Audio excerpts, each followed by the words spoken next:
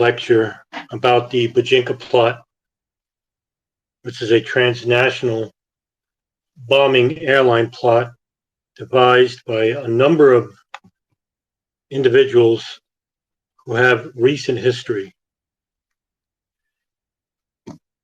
Tonight's lecture is going to be about the Bojinka plot,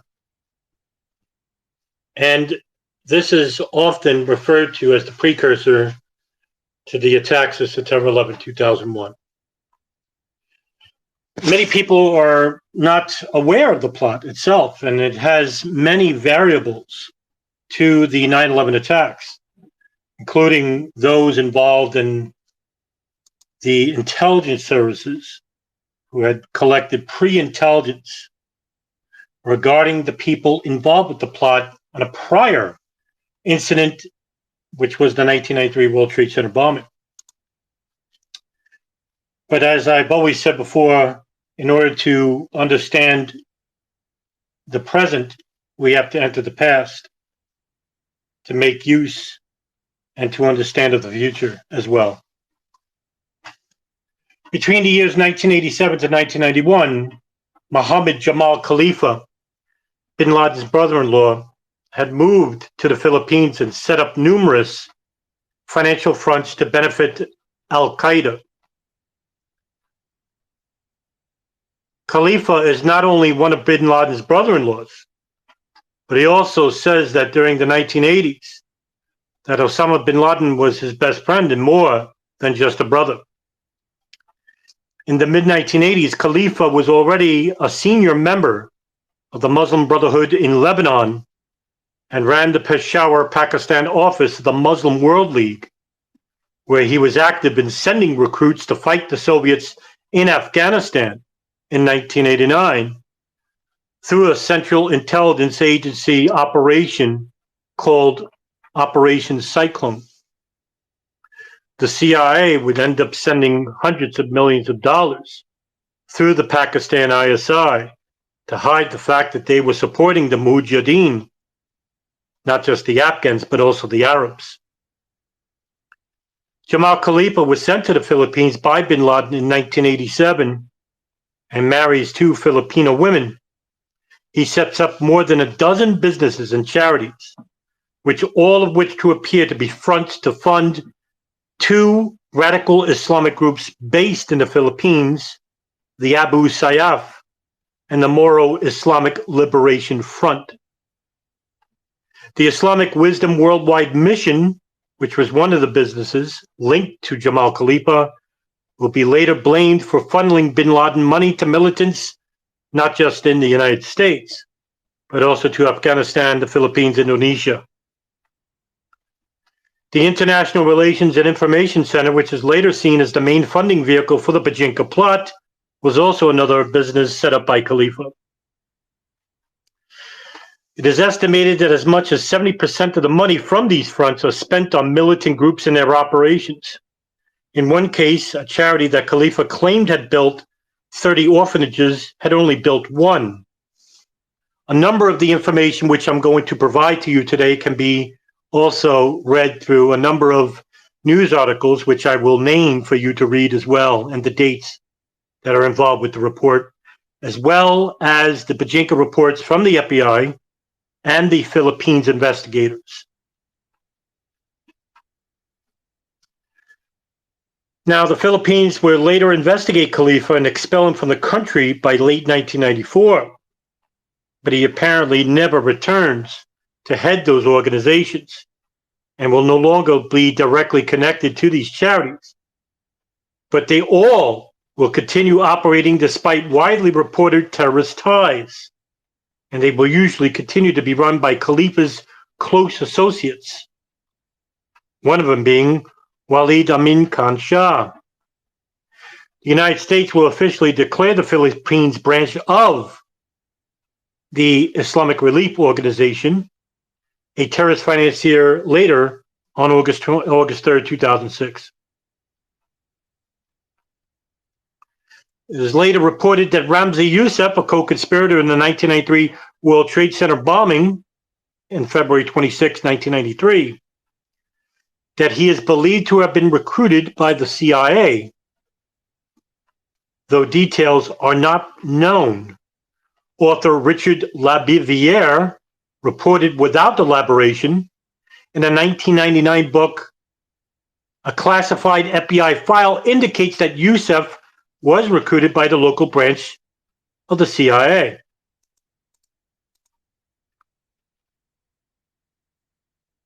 The book that Labiviere had authored is Dollars for Terror, the U.S. and Islam. But there appears to be no further reporting of whether such a probe was conducted into Youssef and a CIA connection. However, FBI officials also are considering a probe of whether the CIA had any relationship with Youssef indirectly, because Youssef had fought with the CIA-financed Arab Mujahideen in Afghanistan in the 1980s. If Youssef was recruited by the CIA, it may have been in the late 1980s when the CIA recruited and trained thousands of Arabs around the world to fight in Afghanistan. In the late 1980s, Youssef was also studying engineering at a Wales college, but he'd also joined the Muslim Brotherhood while there. During a break from school in 1988, he went to one of bin Laden's training camps, the Wal Jihad in Afghanistan, and spent several months in bomb making. In 1991, counterterrorism expert Rohan Guantanara will later write that Khalid Sheikh Mohammed, uncle to Ramzi Youssef, had first earned his spurs in Al-Qaeda by serving as one of Osama bin Laden's first bodyguards. However, Khalid Sheikh Mohammed had never sworn loyalty to bin Laden and was never part of Al-Qaeda in the early 90s. In 1981, bin Laden had sent Khalid Sheikh Mohammed to the Philippines, where he trains members of the Abu Sayyaf and the Moral Islamic Liberation Front in bomb making and assassination. He works with bin Laden's brother-in-law, Mohammed Jamal Khalifa, to establish operational bases there and also in Malaysia. Presumably, he also works with his nephew, Youssef, who trains Abu Sayyaf militants the same year in bomb making. Guantanara says that after proving himself an outstanding organizer, Khalid Sheikh Mohammed was given substantial operational authority and autonomy by bin Laden. However, Khalid Sheikh Mohammed's work with the Abu Sayyaf and the Moral Islamic Liberation Front is discovered by the Philippines authorities and have been on the run since 1991. Khalid Sheikh Mohammed will return with Youssef to the Philippines in 1994. By February of 1992, according to Pakistan investigators, Ramzi Youssef spent most of his time at the Bayat al-Shahuda guest house, translated from the Arabic House of Martyrs, located in Peshawar, Pakistan. The house is funded by Osama bin Laden. Pakistan investigators revealed this bin Laden-Youssef connection to the United States intelligence in March of 99, and then the CIA will publicly reveal this in 96, even though bin Laden and Youssef had never met each other personally. While living there, Youssef receives help and financing from two unnamed senior Al-Qaeda representatives, and Youssef will be arrested at another nearby bin Laden safe house, while bin Laden's address was found in his pocket. During these years, Youssef takes long trips to the U.S. in preparation for the World Trade Center bombing and the Philippines, where several plots are developed.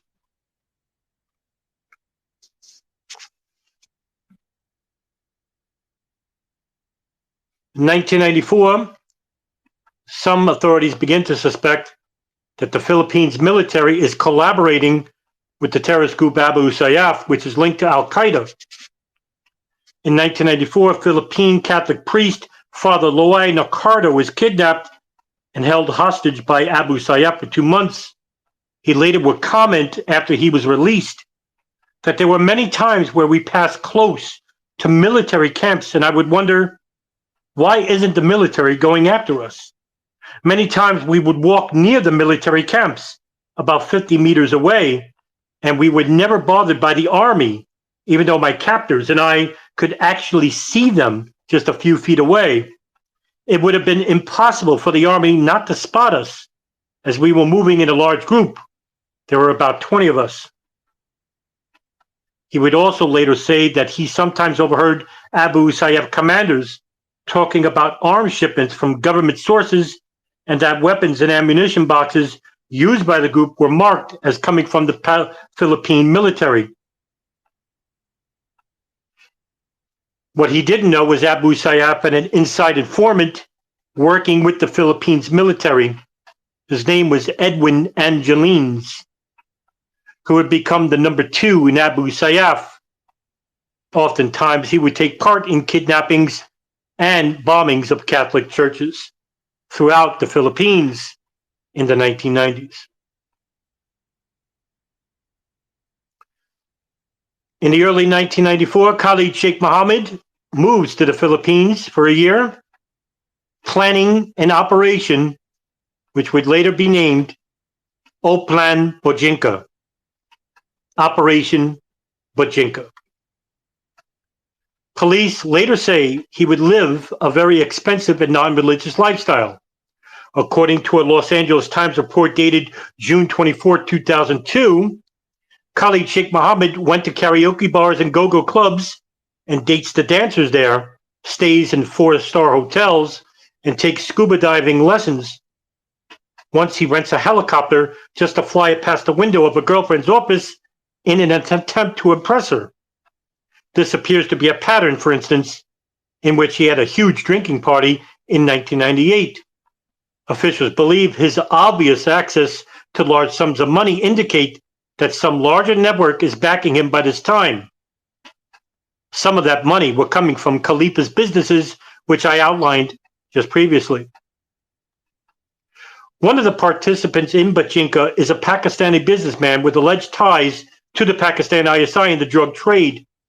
This Pakistani is said to use counterfeit U.S. currency to help fund the Bojinka plot. It has been suggested that Khalid Sheikh Mohammed, a Pakistani, is able to operate as he pleases during the 1990s, as he is linked to the Pakistan ISI by 1993. His brother, Mohammed, had worked and known officials high up in the government. His hedonistic time in the Philippines resembles reports of hijackers Muhammad Atta and Marwan al-Shehi when they lived in the Philippines in 1998 to 2000. Khalid Sheikh Mohammed returns to the Philippines occasionally, is even spotted there after the events of September 11th, 2001. A young Indonesian nicknamed Hambali, real name Ridwan Isamuddin, forms a front company that has ties to Al-Qaeda, which figures to be a part of the Bojinka plot, an early version of the 9/11 plot. Hambali had fought in Afghanistan in the late 1980s and reportedly had met bin Laden there and allied himself to the bin Laden cause. In 1994, Hambali, living in the village north of Kuala Lumpur, Malaysia, began frequently receiving visitors. One of them was Ramzi Youssef and Khalid Sheikh Mohammed. Also, in September of 94, Ramzi Youssef had trained with members of the Abu Sayyaf. While there, Edwin Angelines, an informant inside the Abu Sayyaf, noticed 2 individuals. They were white, visiting the capital of Cebu. One man was nicknamed the Farmer. Later on, the 2 men would be known for more notorious bombing inside the United States. The 2 men that Edwin Angelines had seen were Terry Nichols and Timothy McVeigh. Edwin Angelines had nicknamed Terry Nichols the Farmer, for Terry Nichols had a Filipino wife whose family lived in Cebu City. Just weeks later, the government building in Oklahoma was bombed, the Murrah P. Building. In the same fashion as the World Trade Center bombing, a urea nitrate bomb encased in a barrel, which was housed in a yellow Ryder truck.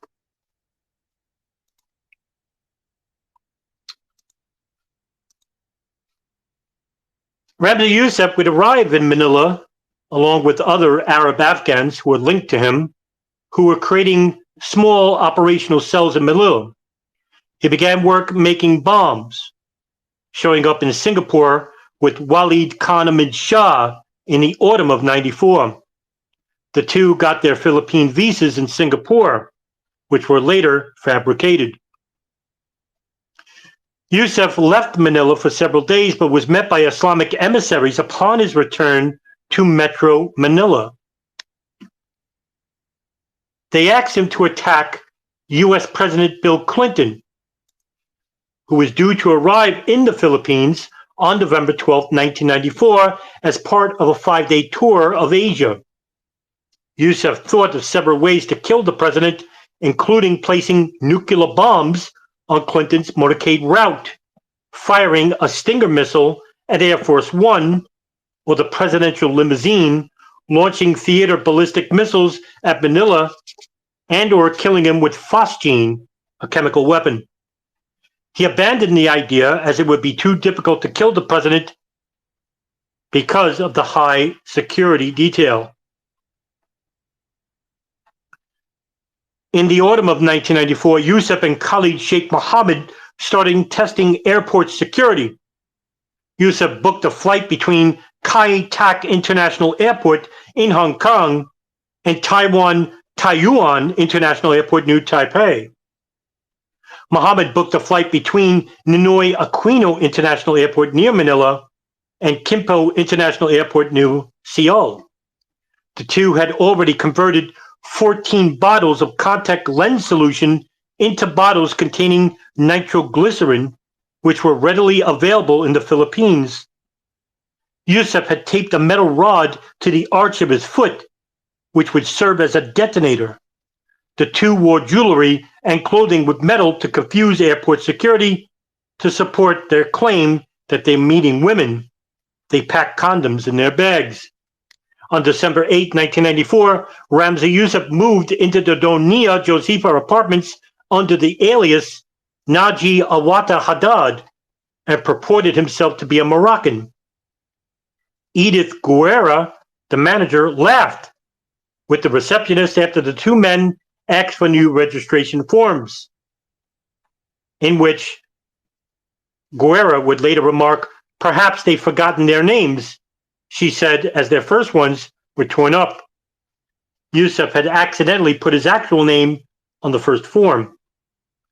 Youssef had booked room 603 in advance and had a deposit before taking the elevator up to room 603. A co-conspirator, Abdul Hakim Murad, went to Manila with Youssef and stayed at the same apartment. The apartments are located in the Malay district, which is 200 meters away from the Holy See's diplomatic mission in the Philippines. Over time, people became suspicious of the men in room 603, who were described as being very secretive. According to Edith Guerra, they gave me the impression that they were here to study. They looked like students. They double-locked the door when they were inside or out. They didn't ask the room boy to clean up the room. The men, who had chemical burns on their hands, were carrying boxes and never hired other people to carry them up. The boxes contained chemicals bought from suppliers in Manila and Quezon City in Metro Manila, where Youssef used these to make his bombs. Khalid Sheikh Mohammed purported himself to be a Saudi or Qatari plywood exporter named Abdul Majid. In reality, Youssef and Mohammed had already started planning Operation Bojinka by this time.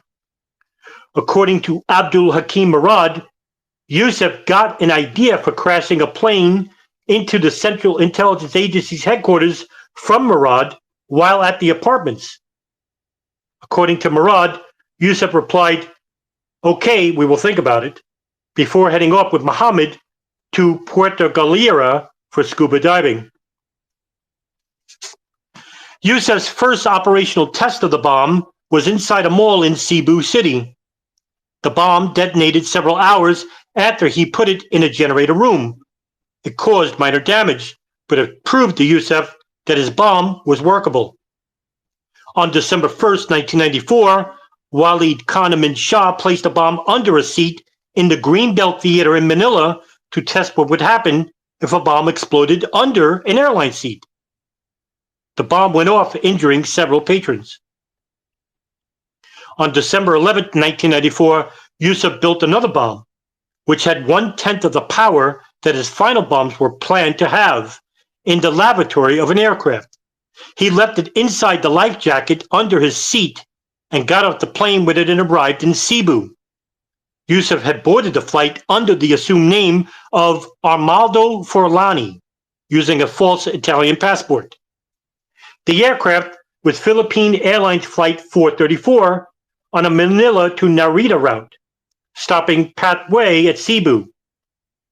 Yusuf had set the timer for 4 hours ahead after he got off the aircraft. The bomb exploded while the aircraft was over Japan's Minimaldi Island, which is part of the Okinawa prefecture. A Japanese businessman named Haruki Ikegami, who was occupying the seat where the bomb was placed, was killed.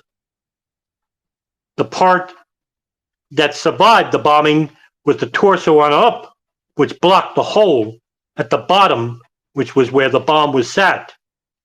It also injured an additional 10 passengers. The flight was carrying 273 passengers in total. The blast blew a hole in the floor, which was blocked by the torso of Hikigami, and the cabin's rapid expansion severed several control cables in the ceiling, cutting off control of the plane's right aileron, as well as both the captain and the first officer's steering controls. The seat that Yusuf chose to plant the bomb would be positioned directly over the central fuel tank, and the detonation of the bomb would have caused a crippling explosion. But on this particular airframe, a former Scandinavian Airlines aircraft, the seat was 2 rows forward from normal.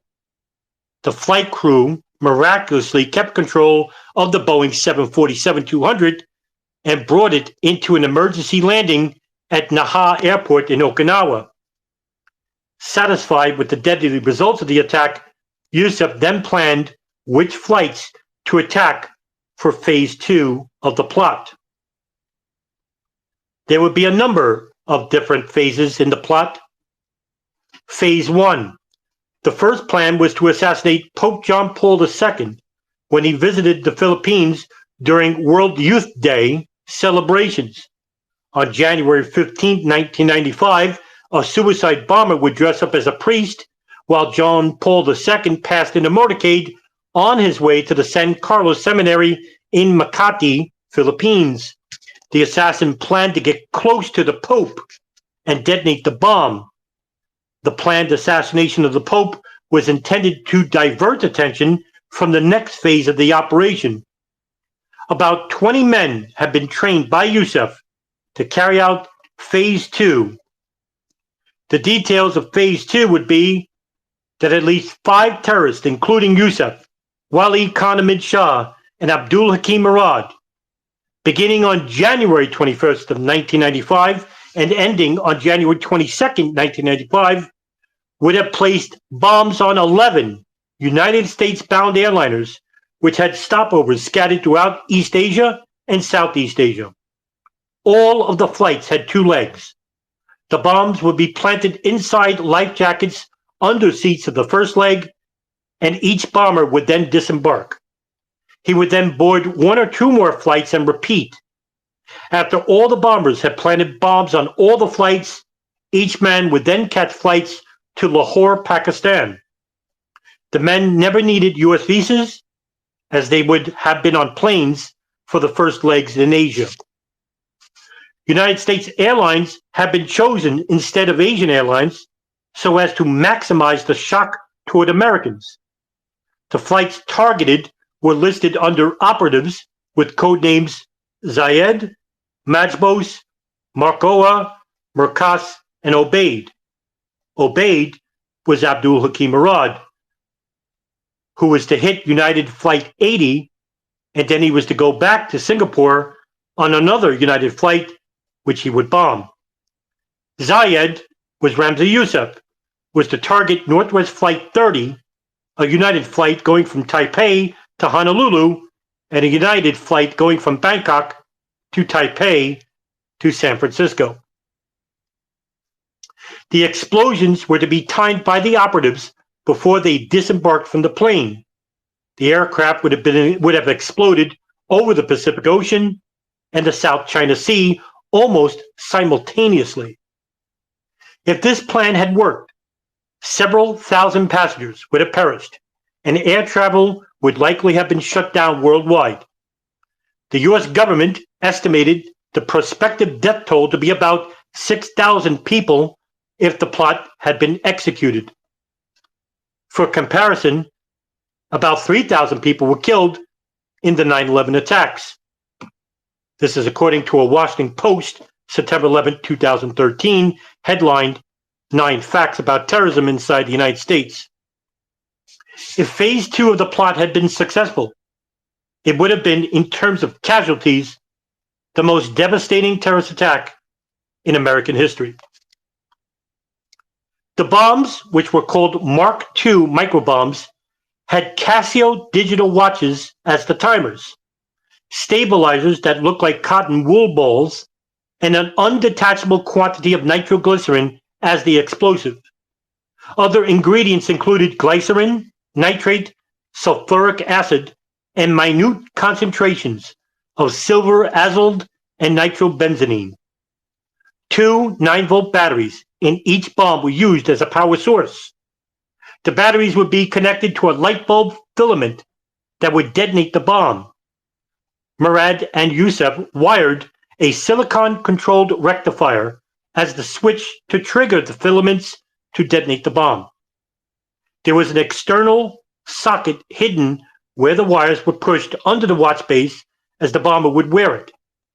This alteration was so small that the watch could still be worn in a normal manner. Youssef got batteries past airport security during his December 11th test bombing of Philippines Airlines Flight 434 by hiding them in the hollowed-out heels of his shoes. Youssef smuggled the nitroglycerin on board by putting it inside a small container, which was a contact lens cleaning solution container. The airports planned to be targeted were the following: Kai Tak Airport in Hong Kong, New Tokyo International Airport in Japan, the Ninoy Aquino International Airport in the Philippines, the Singapore Changi Airport in Singapore, the Bangkok International Airport in Thailand, the Gimpo International Airport in South Korea, the Honolulu International Airport in Hawaii, John F. Kennedy in New York City, Los Angeles International Airport in Los Angeles, Chicago O'Hare International Airport in Chicago, and the San Francisco International Airport in San Francisco. Phase 3 of the Bojinka plot, in which was found out by Abdul Hakim Murad's confession later, would have involved Murad either renting, buying, or hijacking a small airplane, preferably a Cessna. The airplane would be filled with explosives. He would then crash it into the Central Intelligence Agency headquarters in the Langley area of Fairfax County, Virginia. Abdul Hakim Murad had been trained as a pilot in North Carolina and was slated to be a suicide pilot. There were alternate plans to hijack a 12th commercial airliner and use that instead of the small aircraft, possibly due to the Manila cell growing frustration with explosives.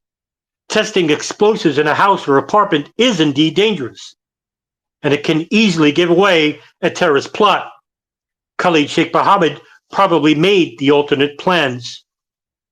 A report from the Philippines to the United States on January 20th, 1995 stated, quote, "What the subject has in mind is that he will board any American commercial aircraft pretending to be an ordinary passenger.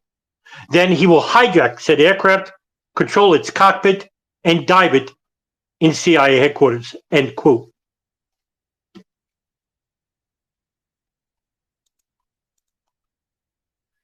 The plot was abandoned after an apartment fire at room 603. The fire occurred before Pope John Paul II was scheduled to visit the Philippines on January 12th. In the evening of January 6, 1995, Abdul Hakim Murad was mixing chemicals in a sink and started a chemical fire on the 6th floor of the Josefa apartment. By pouring water on the substance, the fire was exasperated. It was spotted at about 11 p.m. after residents complained about a strange odor. Edith Guerra, the manager, called the fire brigade, but the fire went out unassisted. Yusuf and Murad had told the firefighters to stay away before they fled.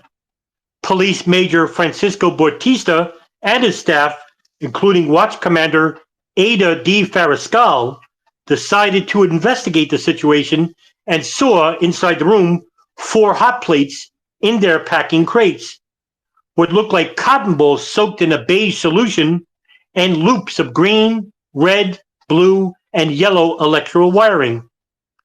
The telephone rang, and the police ran downstairs thinking it was a trap. Fariscal had been suspicious of the room 603 due to the recent wave of bombings that hit Metro Manila and the Philippines Airlines Flight 434. She went and sought out a search warrant.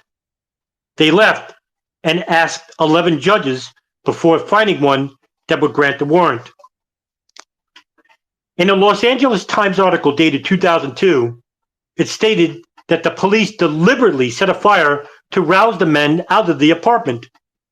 However, there is a lacking of evidence showing that this report was true.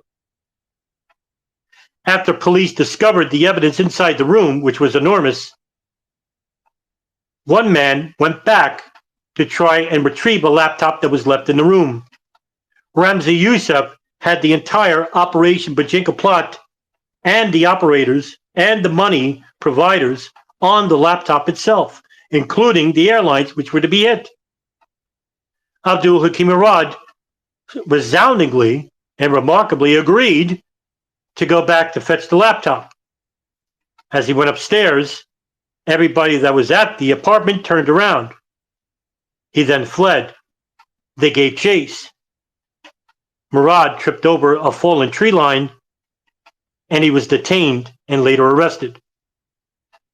He gave the name Ahmed Saeed, but then later proved to be Abdul Hakim Murad. He claimed to be a commercial pilot, was on his way to the precinct house to explain that what he claimed to be firecrackers had gone off.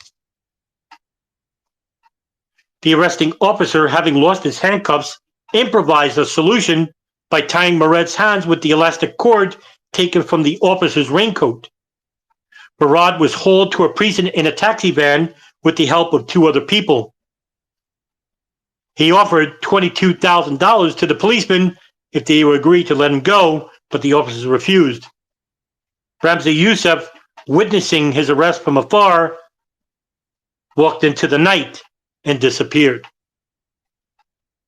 At the precinct, Murad signed a statement saying that he was innocent and that he was a tourist visiting his friend in the chemical import-export business. He then mumbled about, quote, 2 Satans that must be destroyed, the Pope and America. Ada Fariscal, one of the arresting officers, was later depicted in a 2006 docudrama, The Path to 9/11, which was a 2-part miniseries that aired on ABC on September 10th, 2006.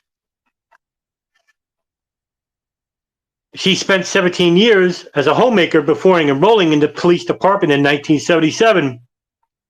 Her decision to investigate the fire was key to disrupting the plot and forcing Yusuf to flee.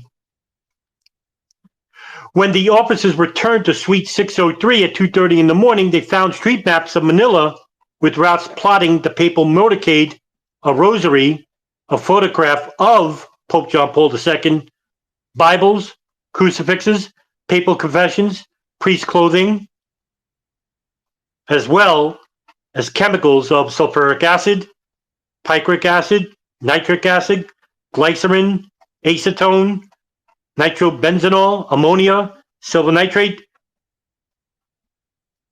several cans of gasoline, including kettles, funnels, fuses, filters, mortars, beakers, timers, switches, and circuit breakers. The most conclusive piece of evidence found was a manual written in Arabic on how to build a liquid bomb. There was also 12 false passports, including Norwegian, Afghan, Saudi, and Pakistani passports that were also found in the apartment. Investigators also found a business card of Mohammed Jamal Khalifa and telephone numbers of the businesses that were linked to Khalifa in the early 90s in the Philippines.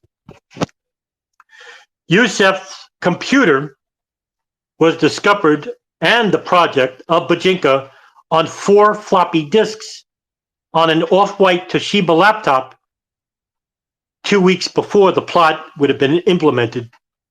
Several encrypted files on the hard drive contained flight schedules, calculations of detonation timers, and other items. The first string of text in one of the files states that, quote, all people who support the U.S. government are our targets in our future plans, and that is because all those people are responsible for the government's actions and they support the U.S. foreign policy and are satisfied with it. We will hit all U.S. nuclear targets. If the U.S. government keeps supporting Israel, then we will continue to carry out operations inside and outside the United States to include, end quote, which is where the text ended. A file named Bojinka lists the 11 flights between Asia and the United States, which were grouped under 5 code names: setting, timer, Bojinka, and Bojinka 2. The laptop had names of dozens of associates, including some photographs of a few of them, and included contact information for Mohammed Jamal Khalifa. They also contained records of information about 5-star hotels, dealings with a London trading corporation, a meat market owner in Malaysia, and an Islamic center in Tucson, Arizona, linked to the Maktab al-Khidmat, also known as the Afghan Services Bureau, and information about how money moved to an Abu Dhabi banking firm was also found. A communication signed Khalid Sheikh plus Bojinka was also found on Yusuf's computer that threatened to attack targets in response to the financial, political, and military assistance given to the Jewish state in the occupied land of Palestine by the U.S. government. The letter also threatened to assassinate Fidel Ramos, then the president of the Philippines, as well as an attack aircraft if the United States did not meet the group's demands. The letter said the group claiming responsibility was the 5th Division of the Liberation Army. In 1996, an Associated Press headliner alleged 9/11 plotter lived lavishly in the Philippines, written by Jim Gomez, in which the article stated that a confidential Philippine police report prepared by Mendoza's report on the interrogation of Abdul Hakim Murad, Khalid Sheikh Mohammed, and Abdul Hakim Murad, and Osama Asmuri, an Al-Qaeda agent known as Wali Khan Ahmed Shah, coordinated with Al-Qaeda support networks in the Philippines, Malaysia, Singapore, and Indonesia, with groups such as Abu Sayyaf and Jemaah Islamiyah, while planning Operation Bojinka. Khalid Sheikh Mohammed had traveled to Israel and the United States, according to part of this classified report.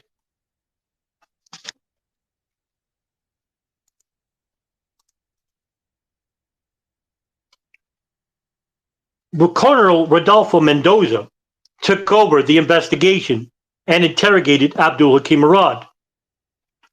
According to Mendoza's report, details of a post-Bojinka second wave emerged. One of the few authors who reported on this was Peter Lance in his book, 1,000 Years for Revenge, in which Peter Lance calls this phase the virtual blueprint for the 9/11 attacks. Abdul Hakim Murad revealed a plan to hijack 12 commercial airliners at some point after the effect of Bojinka had died down. Murad himself had been training in the United States for this plot, and he said that there were secret cells inside the United States that would be part of this plot. He names 10 or so buildings that we targeted for attack, including the Pentagon, an unidentified nuclear power plant, the Transamerica Tower in San Francisco, the Sears Tower in Chicago, the World Trade Center, the John Hancock Tower in Boston, the U.S. Capitol, and the White House. This would surprise Rodolfo Mendoza and Philippines investigators, suggesting that even before the Bojinka plot, that there were covert cells inside the United States that were waiting on orders to hijack planes throughout the early 1990s. Murad continues to reveal more information about this plot until he is handed over to the FBI in April of 1995. He also mentions that 10 suicide pilots have been chosen already and have been training in the United States, most notably in Oklahoma and Arizona. Mendoza uses what he learns from Murad and other sources to make a flowchart connecting many key Al-Qaeda figures in the spring of '95. Philippines authorities would later claim that they provided all of this information to U.S. authorities. However, the United States fails to follow up on any of it. Sam Karmilowicz, a security official at the U.S. Embassy in Manila, Philippines during this time period, will later claim that just before Murad was deported to the United States in early May, he picked up an envelope concerning all that the Philippines government had learned from Murad. He then sent the envelope to a U.S. Justice Department office in New York City. He believed that Mike Garcia and Dietrich Snell, assistant U.S. attorneys, in which Snell would later be part of the 9/11 Commission report, who would later prosecute Murad, almost certainly had access to this evidence as early as 1995. Many of the Bojinka plotters are arrested in the Philippines and then let go. On April 1st, the Philippines police arrest 6 foreigners who were from Jordan, Syria, Lebanon, Oman, and the United Arab Emirates. Incidentally, those within the September 11th plots would also have contacts and also operators from these countries as well. They seize a cache of weapons and explosives in their apartments. It is announced the men have ties to Sheikh Omar Abdel Rahman, also known as the Blind Sheikh, from the Egyptian terrorist group the Gamma Islamiyah, as well as Ramzi Youssef, and they are charged with stockpiling illegal firearms.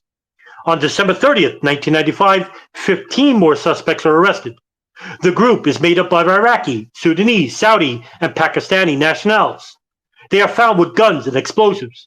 One of them is identified as Ramzi Youssef's twin brother, Abed al-Karim Youssef, who had been using the alias Adel Anan. Philippine authorities would later claim that not only were these men involved in the Bojinka plot, but they were also planning to assassinate President Fidel Ramos, and commanders of the Philippine Army and National Police. Edwin Angelines, the undercover operative that I was talking to you about, Abu Sayyaf, was investigating the operation from within and knew all the individuals involved with the Bojinka plot that were members of also Abu Sayyaf. However, he would later claim that not only all of them were guilty and that some of them were framed by the planting of weapons of their evidence, he would go public with this complaint in early of 96. All of the men are released on bail, and all of them jump bail. Some flee the Philippines, while others stay and go into hiding. It is not known what happens to most of these men after their release, but one of the men arrested in March of 1995, Hadi Yusuf Agul, will be arrested in the Philippines in late 2001. He would be found with nearly 300 sticks of dynamite and accused of involvement in other bombing plots as well. It will be reported that Abid al-Karim Yusuf was recently traveling with Khalid Sheikh Mohammed, and in the wake of Khalid Sheikh Mohammed's 2003 arrest, he is capable of taking over as al-Qaeda's operational commander. It has not been explained why the Philippines did not turn him over to the United States, since the U.S. had put out an alert for him in March of 1995, shortly after Ramzi Yusuf was arrested. On April 16th of 1995, Newsday would report that some crucial computer evidence against notorious terrorist suspect Ramzi Yusuf had been destroyed, and the FBI had begun an investigation into whether the CIA was responsible. After the Bojinka plot was foiled, a computer hard drive and several floppy disks were discovered in the apartment. Pictures and phone numbers were recovered from the hard drive. The computer files were copied by Philippine authorities and then turned over to the CIA. The CIA then provided the FBI with a summary of the files, indicating they contained detailed information about Yusuf's co-conspirators in the United States and overseas, including their names, addresses, and in some cases, even phone numbers. But when the CIA turned over the actual computer and disks, the Justice Department experts determined that at least 3 separate computer deletion programs have been used to erase some of the data. Law enforcement would later claim that one U.S. law enforcement official would later complain to his superiors, "We had teams of investigators frothing at the mouth to get at Yusuf's network and had teams of investigators handed over an empty computer. It's as if we've been tracking a serial killer and someone intentionally shredded the investigative file." Officials believe it is not likely the files would ever be recovered. Newsday would also report that the FBI is investigating whether CIA agents or their operatives intentionally destroyed the evidence. Since Philippine authorities made copies of the files, the FBI had tried to get copies directly from them, but without success. A search of the LexisNexis database shows no follow-up to the story, but only 3 Bojinka plotters, Ramzi Yusuf, Abdul Hakim Murad, and Wali Khan Ahmed Shah, are arrested in the years prior to the September 11th attacks, and the rest of the network goes free. In the end, the Bojinka plot was in essence the precursor to the September 11th terrorist attacks. This information was provided to the FBI and the Department of Justice, as well as the State Department, in 1995, 6 years prior to the September 11th, 2001 terrorist attacks. The question is, why didn't U.S. officials and the State Department heighten security in immigration and the airline industry, knowing that the airlines were primed to be victims of a terrorist attack? Why didn't they take the prerequisite acts to build upon the security apparatus inside the United States? And why did the Central Intelligence Agency destroy incriminating evidence of the Bojinka plot and the co-conspirators involved? We have no answers for those questions, and we're left with more questions than answers, as usual. The FBI debriefing of Abdul Hakim Murad can be seen on my WordPress in detail. And if you go to my WordPress and type in FBI debriefing of Abdul Hakim Murad, you will notice I have a number of those reports, as well as Philippine police reports of Abdul Hakim Murad in 1995, if you look up those reports as well at your leisure. And what I'll do is I will open it up for questions and answers. If anybody has any questions, please raise your hand. Darren Harvey, please come on up.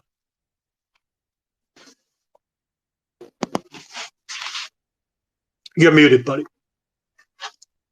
Oh, okay. Can you hear me? Thank you, Darren. Yeah. Hey, again, I just want to thank you for your time for doing this. This is something that's very important for researchers to know. Absolutely, and just important information here, because this is the blueprint for 9/11. Just want to point something out real quick. During the 9/11 attacks, we were told that we were attacked by religious fundamentalists and that they hated us for our freedoms. Well, I just want to point out here with the Bojinka plot, it's kind of the opposite, right? Because we have Ramzi Youssef, KSM, Khalid Sheikh Mohammed. You know, their lifestyle was quite the opposite. They enjoyed women, partied, went to karaoke bars, dressed in Armani suits. You know, they were living that Western lifestyle. So that kind of goes against that narrative of being very religious. Then also, too, with Murad during his confessions, we were always told that they hate us for our freedoms, but he kind of told the opposite again. It's our policies in the Middle East, and sticking our nose where our business doesn't belong. So that's just another thing to point out, that it's not due to they hate our freedoms, but it's quite the opposite. It's our foreign policy in the Middle East and our relationship with Israel. Thank you.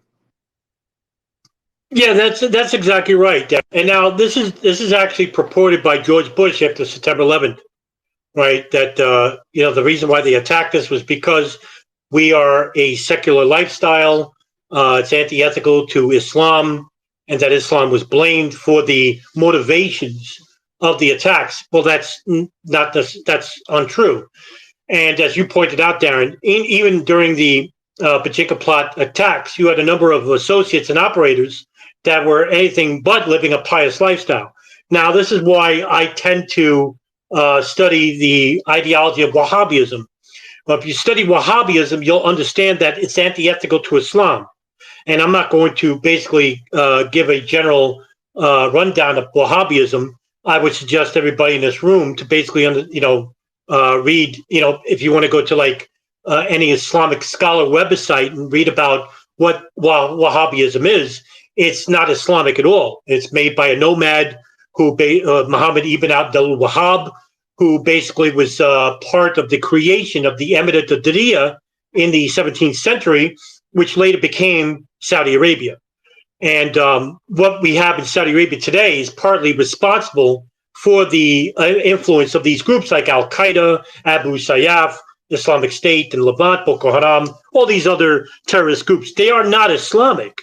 They're basically created out of this ideology called Wahhabism, which is antithetical to Islam, to the faith itself, to the Prophet Muhammad. And so we have this reaction from the U.S. military that says we're having a war on terrorism, but that's pretty vague in its own right. What are we having a war? Well, I think we're having a war on Islam itself. We went and attacked countries that had nothing to do with 9/11, like Iraq, for example, and later on Syria, Libya, and of course Pakistan. Well, Pakistan had some links, but that wasn't the case in terms of having the operators coming from there. Okay, I got Luigi. He's coming up. Yeah, Luigi.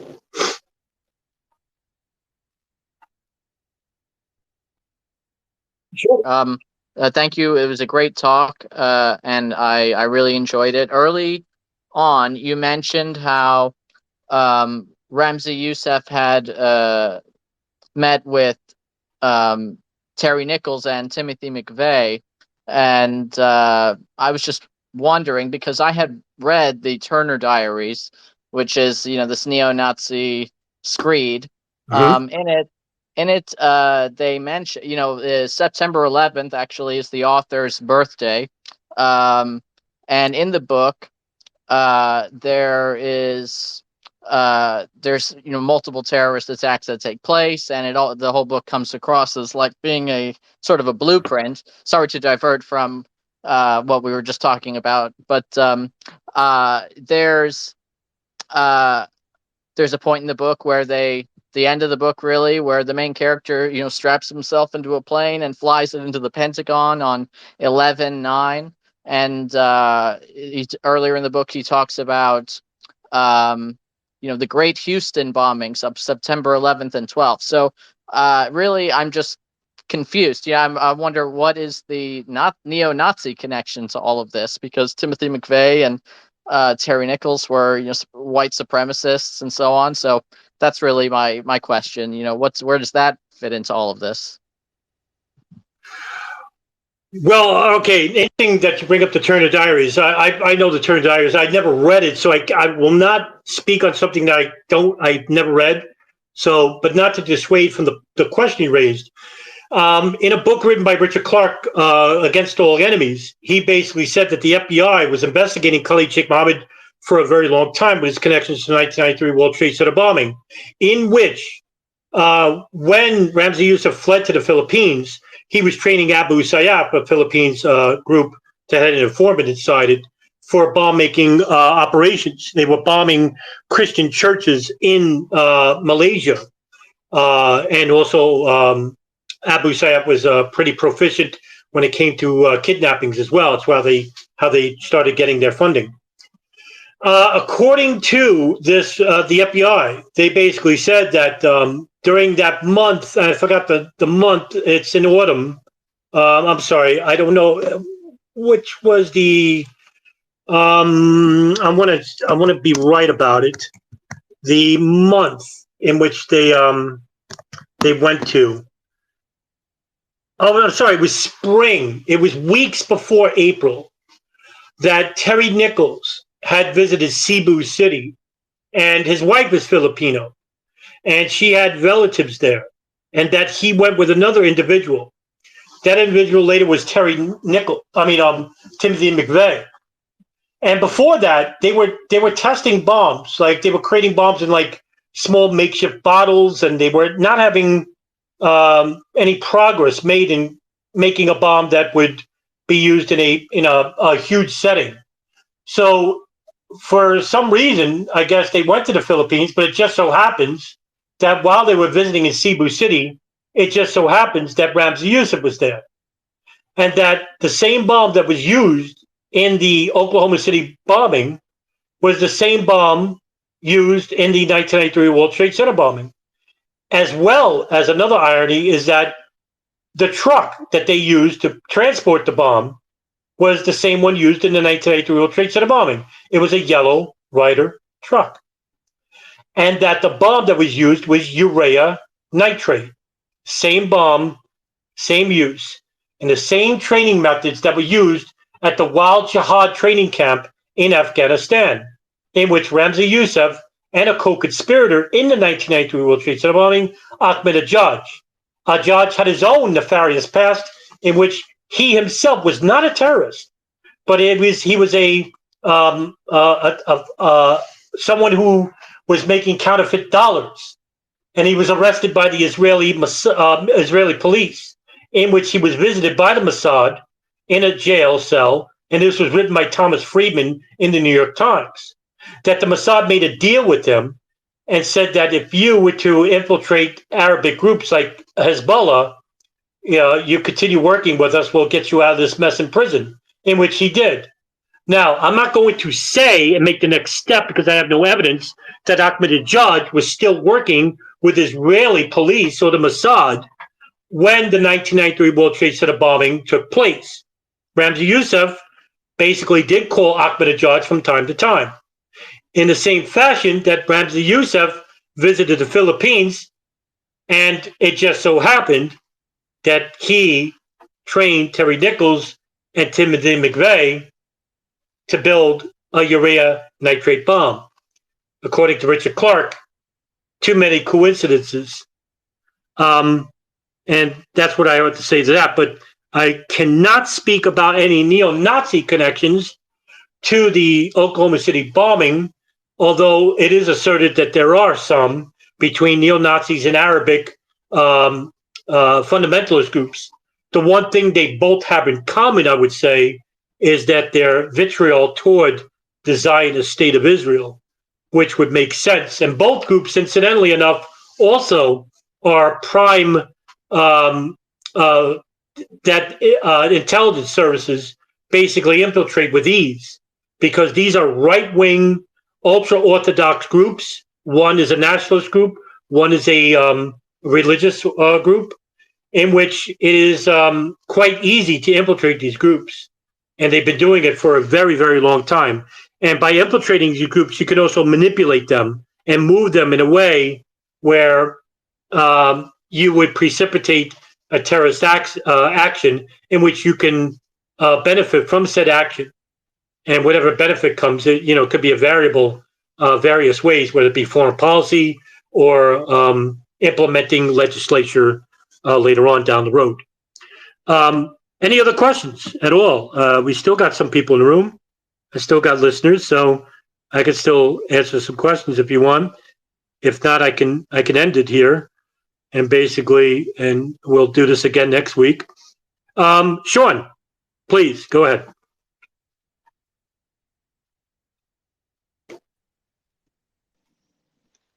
Okay, am I on?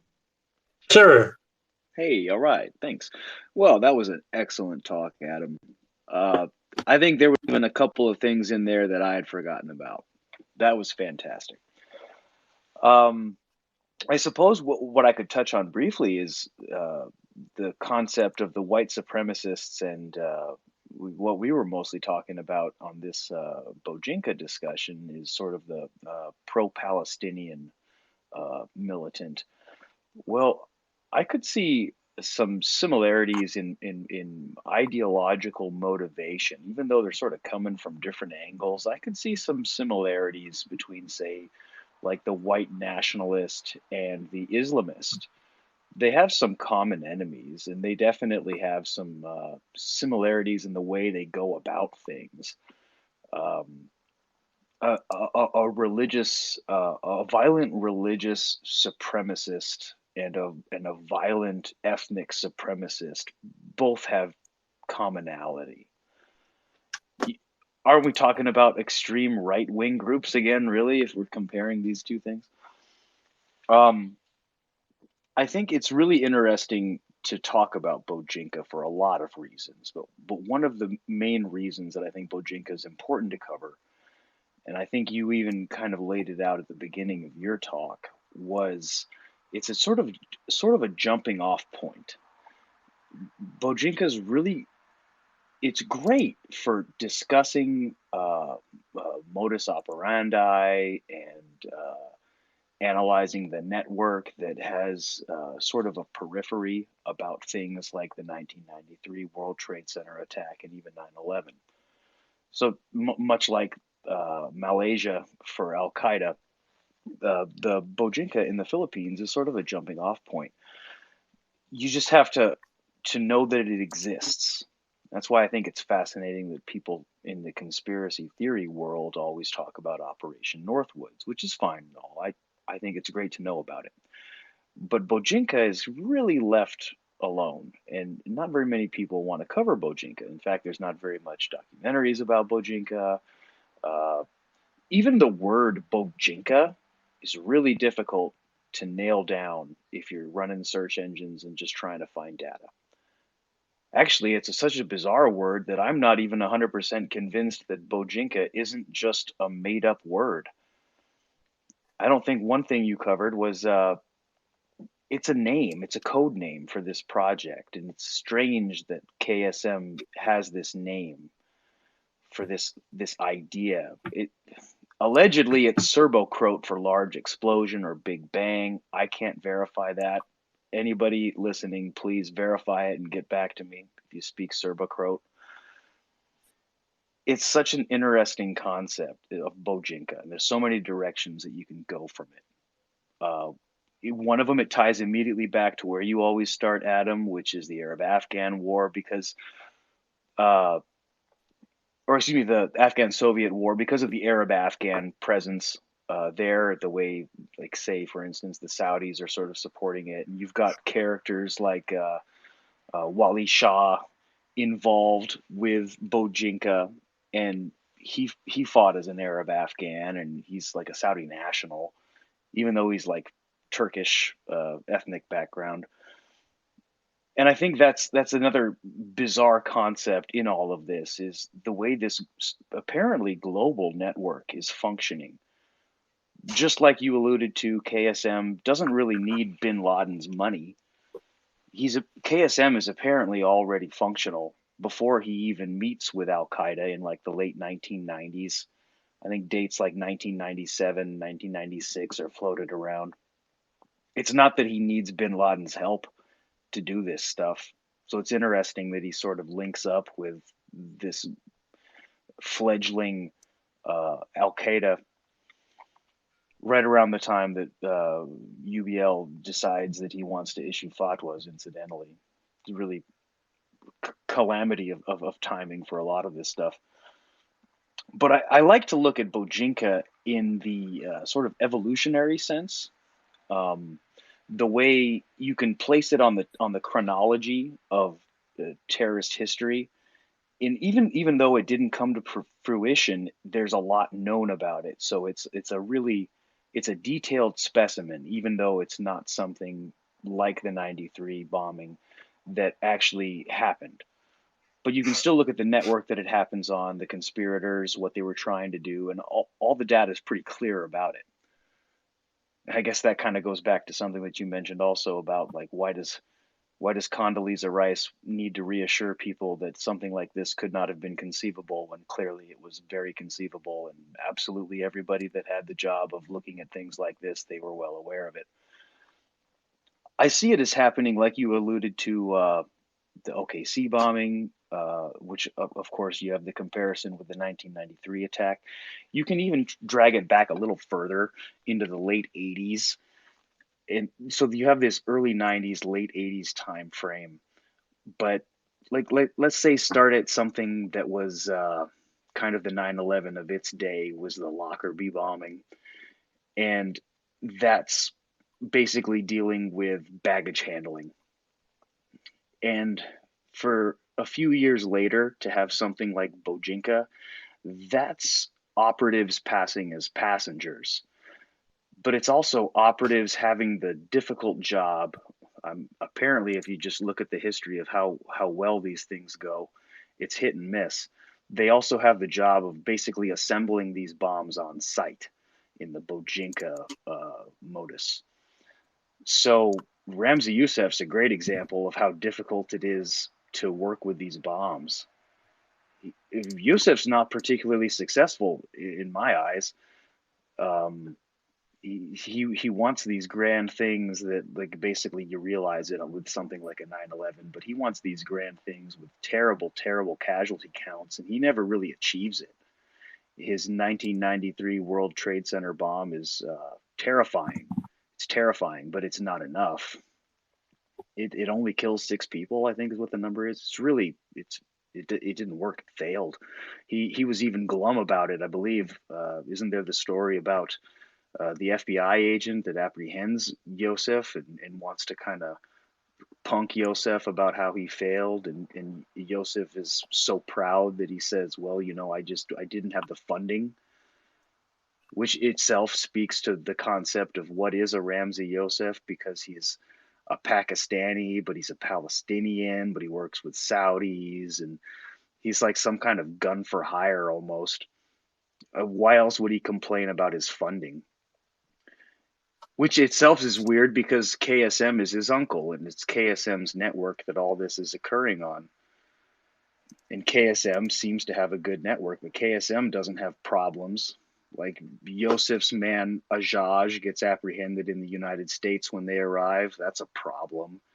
That probably shouldn't happen. Even if Ahmed Ajaj is possibly the better bomb maker, Ajaj isn't blind in one eye and he doesn't blow his fingertips off, and he definitely didn't teach Hakim Murad to the poor degree that Murad starts a chemical fire with like basic bomb making mistakes. They run the test runs and they don't really have anything grand to speak of there. Yosef's best most successful terrorism is actually killing Shia Muslims of all things, and what a great irony that is. When he's alleged to have been the terrorist that bombs the Reza Shrine during Ashura, where he kills a couple of dozen Shia Muslims. And I think that's where I see where maybe KSM saw it. It could have been KSM who saw the problem with these bombings. It's maybe making things more complicated than it needs to be when you've.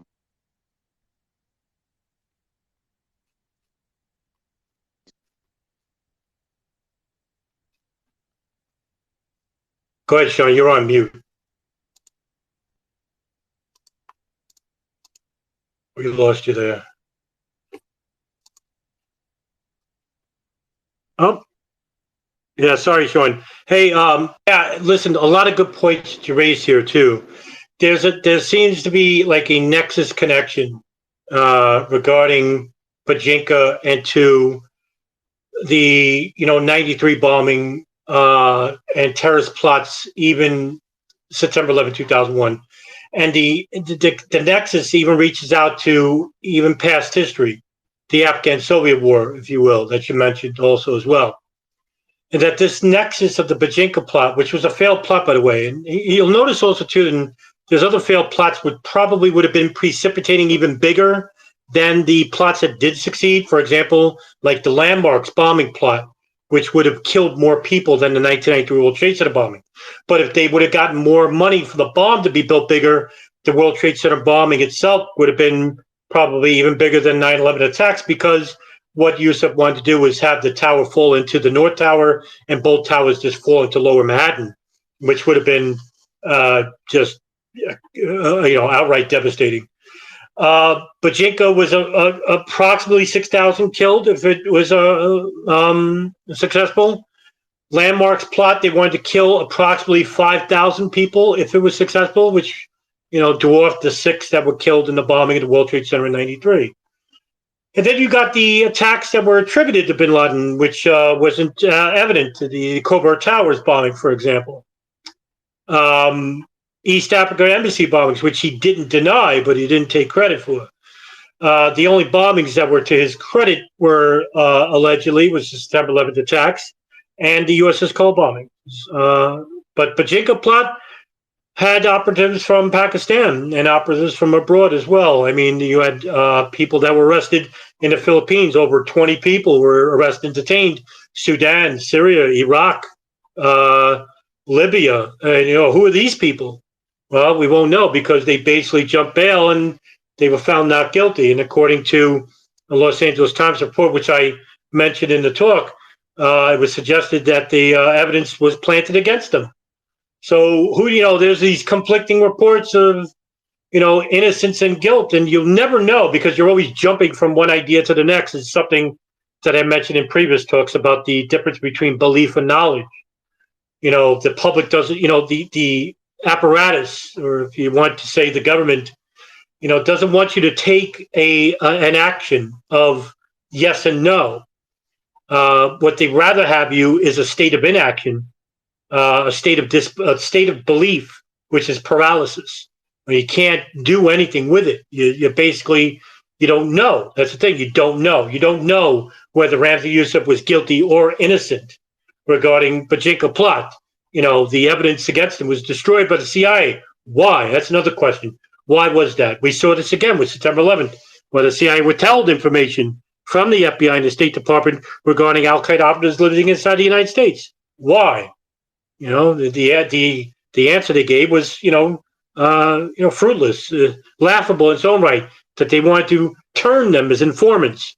They don't speak English, and the CIA's big complaint during the late 1990s was that the counterterrorism unit never had Arab linguists. So I mean that just fails in its own right. Sean, go ahead, pal.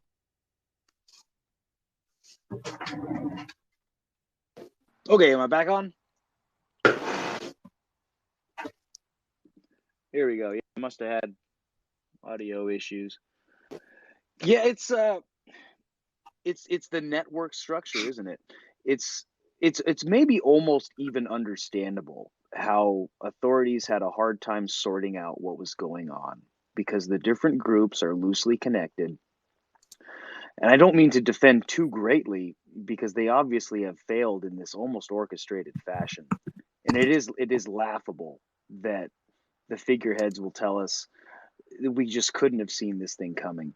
Because Bojinka isn't even the only one. There's Air France 8969, where GIA wanted to kamikaze the Eiffel Tower. That was in 1994. So there's enough of a notion in the world of terrorism that such a thing is conceivable.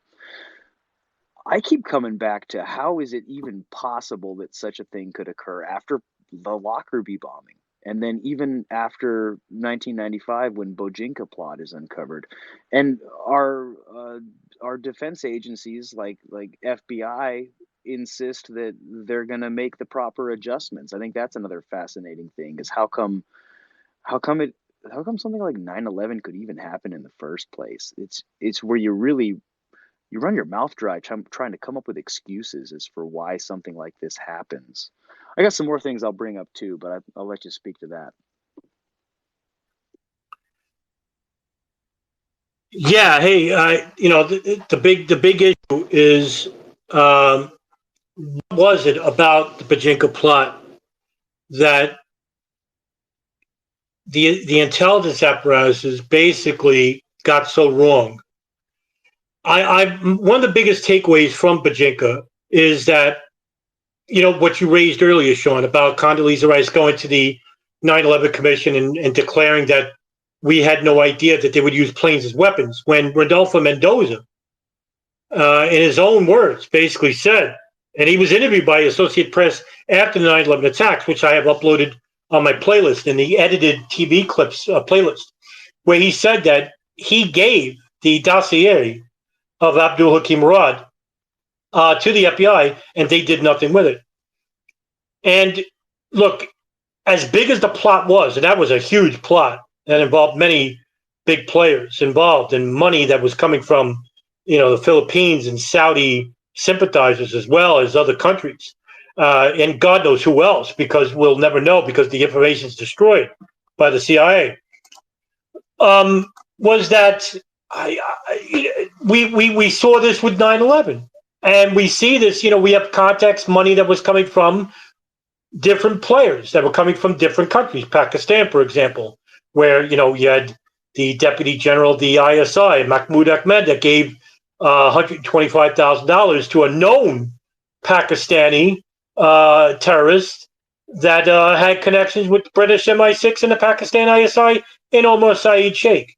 And that's just one area. You get money from Saudi sympathizers that were coming from Riggs Bank. And where did that account come? Who was in charge of that account? Well, the former U.S. Saudi ambassador to the United States, Bandar bin Sultan, friends to the Bush family. These are just some of the anomalies that are just basically ignored by the 9/11 truth movement in general, because the geopolitics are just so expansive and wide that they rather concentrate on the simplistic side of 9/11, which is ground zero, and the fringe conspiracies that follow from it. And stuff like Bojinka plot, stuff I talk about that Darren and Sean, that you raise as well, and to the other two in the room that come to these Twitter spaces, and you do your own studies into 9/11 and geopolitics, and you'll find that a lot of these issues, previous issues to 9/11, are just small precursors, some bigger than others, to the September 11th attacks. And you'll see operatives, money managers, intelligence agencies, foreign policy guidelines, all have a connection.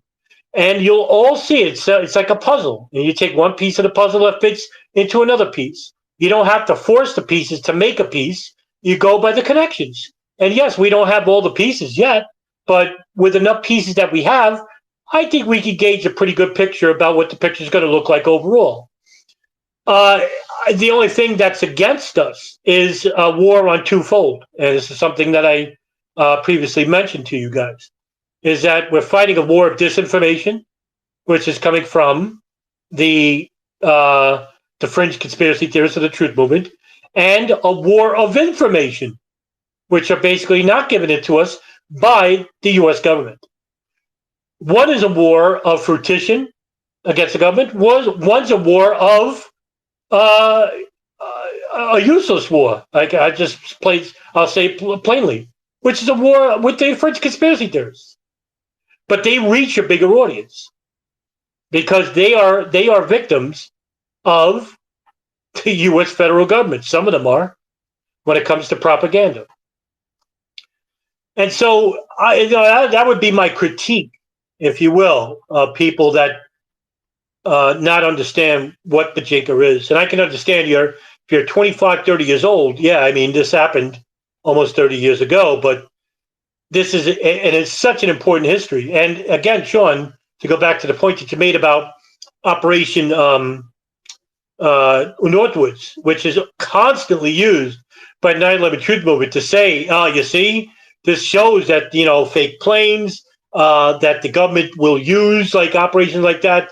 Well, no, one is an operation that basically saw foreign government involving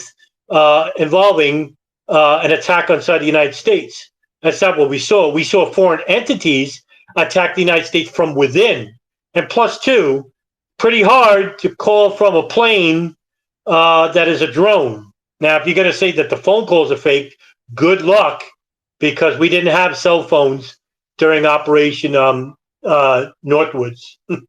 We didn't have the airline phones in those planes as well invented yet. So yeah, 2001 we had air phones, we had cell phones, we had people on the planes. So if you're going to say that 9/11 is an operation of the U.S. government, you would think that no calls would be made, and the operation would still continue, unhinged, unfettered, not unhinged, but unfettered, uninterrupted. Why would they allow phone calls? Just say, hey, no phone calls were made, right? That would make more sense. But we're talking about the truth movement here, so. But yeah, hey, listen, you know what? We'll wrap it up. And thanks, guys, for coming. Luigi, Sean, Darren, as usual, great questions. Thank you very much for coming. Next week, again, maybe we'll do it an hour earlier, 9 o'clock or 8 o'clock or whatever. Make it a little bit earlier, more feasible, because it is Saturday night. You guys probably go out and do stuff. So, but yeah, I'll try to make it earlier. And really, thank you very much for coming tonight. Thank you, guys. Have a good night.